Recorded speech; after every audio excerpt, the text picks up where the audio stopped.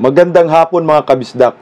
Pag-usapan lang ho natin itong pagpuslit ni Da Junior at ni Ma'am Shi at pagpalag ni Senator Bongo sa PI ni Tamba.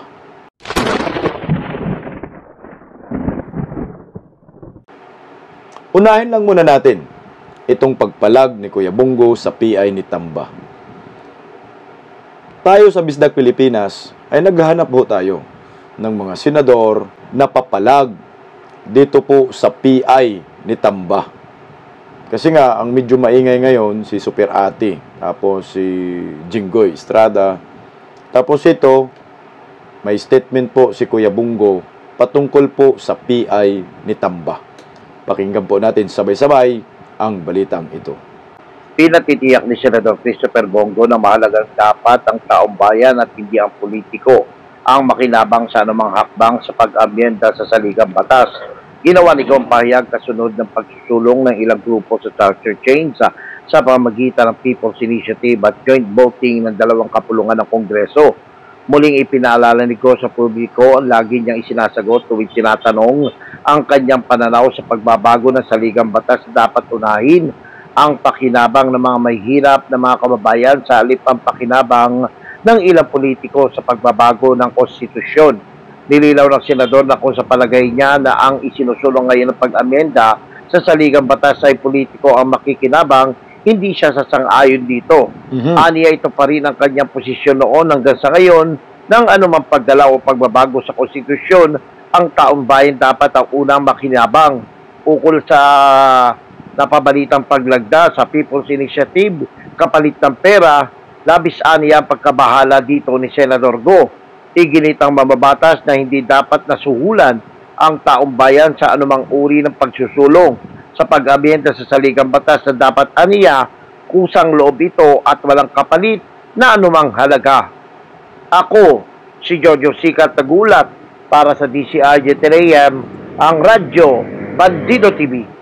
Alam niyo, sa totoo lang mga kabisdak, at least papaano, itong si Kuya Bongo ay mayroong sentimento na kung baguhin ang saligang batas ay dapat ang makikinabang ay ang mga Pilipino, ang mga tao, hindi yung mga politiko, hindi yung mga pansariling interest ho nila. Ako, para sa akin, sa stand ko, alam naman natin talaga, hindi naman natin maitatago, na itong si Kuya Bongo ay pabor naman talaga na baguhin ang ating saligang batas.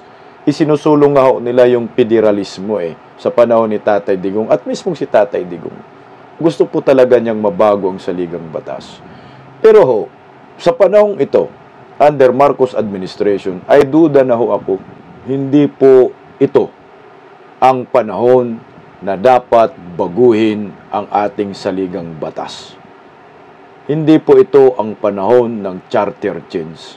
Dahil sa mga ugali ng mga namumuno sa ating bansa ngayon. Maliwanag ho ito, itong PI ni Tamba ay para sa pansariling interest lamang nila. Hindi po ito para sa ating mga Pilipino. Kaya kung ikaw ay gusto mong mabago ang saligang batas, ito lang ang masasabi ko sa inyo. Hindi po ito ang tamang panahon. Kung ang mga Duterte sana ang namumuno sa ating bansa, baka ho, buboto pa ako at susuporta pa ako sa PI ngayon, sa charter change. Pero, hindi si Tatay Digong hindi mga Duterte. Kaya ako dito sa Bisdak Pilipinas, nananawagan ako sa maraming Pilipino. Hindi po ito ang panahon sa pagbabago ng ating saligang batas.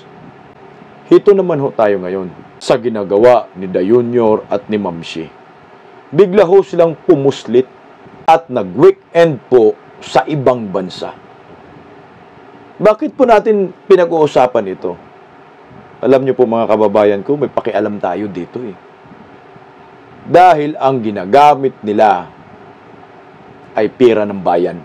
Hindi naman pera nila yan Mantakin mo, weekend sa ibang bansa. Anong ginagawa nila doon? Ito ba ay may kinalaman sa mga Pilipino? Ang pagpunta ba nila at pagsuroy-suroy sa ibang bansa ay makikinabang ba tayong mga Pilipino dito? Pakinggan po natin ang balitang ito. Umalos sina Pangulong Bongbong Marcos at First Lady Liza Araneta Marcos sa royal wedding ng prinsipe ng Brunei. Grande ang royal wedding na ginanap sa Kapitolyo ng Brunei. Dinalahan yan ng mga leader ng iba't ibang bansa. Kabilang na si Pangulong Bongbong Marcos. Kasama niya si First Lady Liza Araneta Marcos. O ayan mga kabisdak, magkasama yung dalawa, mantakin mo. Nag-attend umano ng ingranding royal wedding sa Brunei. Yung ginagawa ho nila, ano sa tingin ninyo? Nakikinabang kaya ang maraming Pilipino dito? Nagmura na kaya ang mga bilihin? Presyo ng bigas, 20 pesos na kaya ang kilo? Langis, mura na kaya? Alam mo ako, bumili ako kanina ng gasol eh. Dati-rati, nasa 500 or 600 plus lang isang tangke sa panahon ni Tatay Digong. Alam niyo ba, ngayon magkano na? 980 na. 20 pesos na lang, 1,000 na ang isang tangke ng gasol. Pero sila, hindi nila yan concern. Dahil wala ho silang mga malasakit sa ating bayan. Kaya hindi nila iniisip yung pagmahal ng mga bilihin ngayon. Ang iniisip lamang nila ay yung kanilang kasayahan. Mantakin. Weekend sa Brunei, ginawang monumento tubaklaran lang ang Brunei. O ngayon, baka sasabihin na naman ninyo, pati ba naman pagpunta ni Dayunyor sa Brunei, ay makikialam tayo at magkikriticize tayo naman. Natural. Dahil karapatan nating mga Pilipino na malaman natin kung saan pumupunta ang leader ng ating bansa. Bakit ho ba pumupuslit lamang sila nang wala sa panahon? Nagsipuntahan sa ibang bansa na hindi nagpapaalam sa kanilang mga anak. Alam ba ito ng taong bayan ng presidente at ang first lady ay nag-weekend sa Brunei? Alam kaya ito ng mga nasa laylayan na apektado ngayon dahil sa pagtaas ng mga bilihin? Ganito ba talaga ang bagong Pilipinas? Bagong mukha? Panay pasyal-pasyal sa ibang bansa? Kailan kaya matigil ito?